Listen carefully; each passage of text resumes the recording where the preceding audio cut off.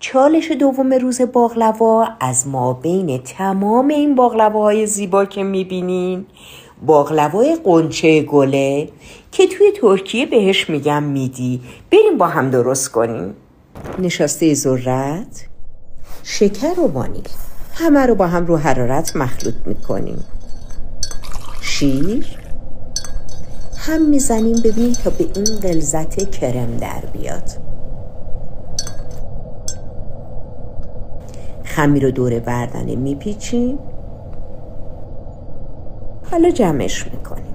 بعد به این شکل باز میشه. ببینیم اینجوری باید فرم بگیره. کرم روی کرم یه تیکه گردو.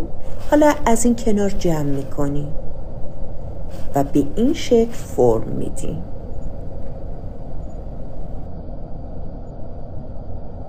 با چاقو برش تو سینی میچینیم و همه رو آغشته به کره میکنیم. در حرارت 180 درجه سانتیگراد یا داخل تنور یا فرن 30 دقیقه بمونه.